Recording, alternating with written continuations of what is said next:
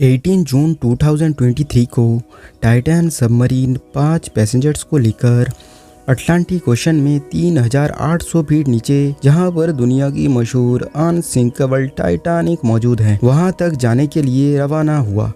वहां तक जाने में इस टाइटैन सबमरीन को 2 घंटे का समय लगने वाला था, लेकिन सबमरीन समुद्र में उतरने के 1 घंटे 45 मिनट के बाद ही रेडार से गायब हो गया।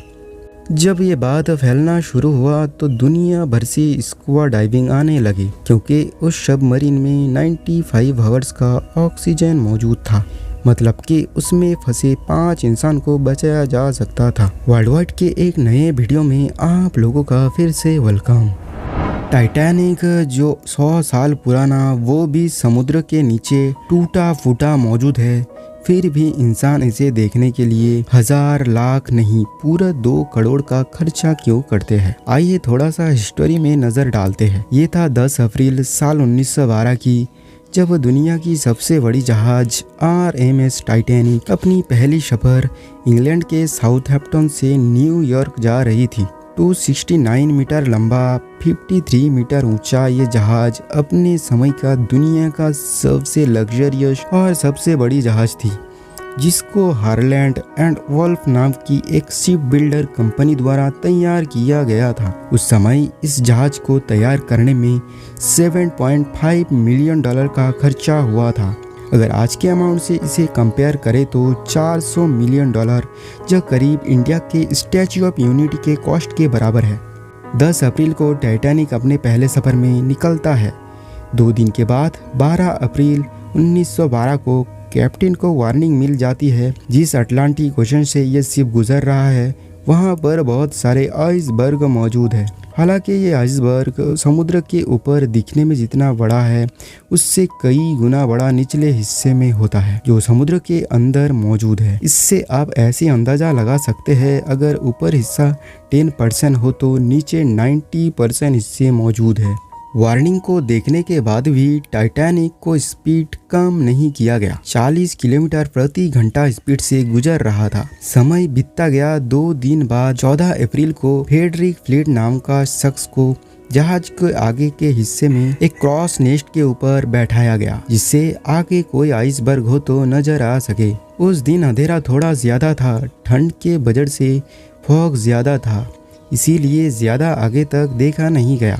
रात के 11:43 में अचानक फ्रेडरिक फ्लीट का नज़र पड़ता है बहुत बड़े आइसबर्ग के ऊपर। फ्रेडरिक ये देखकर 3 बार अलार्म घंटी बजाता है, लेकिन तब तक बहुत देर हो जाता है। उसके 1 मिनट बाद ही टाइटैनिक जाके आइसबर्ग में जाके टकराता है और दोनों हिस्सों में टूट जाता है। इसको बनाने का दावा करने वाला दुनिया का सबसे बड़ा ना डूबने वाला जहाज अपने पहले सफर में ही अटलांटिक ओशन में डूब जाता है। टाइटैनिक डूबने के 100 साल बाद भी इंसानों की यादों में बसा है, जिसके कारण लोग इतना खर्चा करके भी टाइटैनिक को देखने जाते हैं। टाइटैनिक को देखने के जाने के लिए कई सारे कंपनी मौजूद है। ओशियन गेट नाम का ये कंपनी टाइटैनिक के मलबे दिखने के लिए जाने के लिए काम करती है।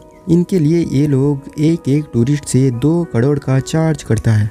अटलांटिक ओशन के 3800 फीट नीचे, जहां सूरज की रोशनी भी नहीं पहुंच सकता, उतनी गहराई में टाइटैनिक को देखने के लिए दूर दूर से टूरिस्ट आते हैं। ओशियन गेट कंपनी के एक सबमरीन था जिसका नाम था टाइटैन। इस टाइटैन को कार्बन फाइबर द्वारा तैयार किया गया था। इस टाइटैन के अंदर एक पायलट और 4 पैसेंजर सवार थे। चारों अरबपति थे। इनमें 2 पाकिस्तानी बिजनेसमैन शहजादा दाऊद अपने बेटे के साथ, और तीसरा फ्रांसीसी पायलट पॉल हेनरी, और चौथा ब्रिटिश बिजनेसमैन हमिश हार्डिंग, और 5वां ओशियन गेट कंपनी के CEO स्टॉकटन रस मौजूद थे। टाइटैन सबमरीन को समुद्र में उतारने से पहले कई सारे टेस्ट किए गए, ताकि कोई अगर प्रॉब्लम हो तो पता चल सके। कई सारे टेस्ट को कंप्लीट करके टाइटैन को समुद्र में उतारा गया, लेकिन उस पे सवार इंसान को जर्रा बराबर भी मालूम नहीं था कि आने वाला वक्त इनके लिए खौफनाक साबित होगा। करीब 1 घंटा 45 मिनट के बाद अचानक टाइटैन रेडार से गायब हो जाता है। उसी टाइम कनाडा के कोस्ट गार्ड के पास जो मौजूद थे, उनको पूछताछ के दौरान मालूम पड़ा समुद्र से कोई विस्फोट होने का आवाज सामने आया था। दुनिया भर से स्कूबा डाइविंग और एक्सपर्टों की टीम आने लगे, क्योंकि अंदर फंसे इंसानों के पास ऑक्सीजन टोटल 95 आवर्स का था। इनमें सफर था सिर्फ 8 घंटे का, 4 घंटे आने जाने का और 4 घंटे टाइटैनिक के मलबे को सबमरीन के अंदर बैठ के खिड़की से झांक के देखने का। एक्सपर्टों की टीम कड़ी मेहनत के बाद सबमरीन को तलाश किए, वो भी 95 आवर्स के बाद। सबमरीन के कई टुकड़े हो चुके थे।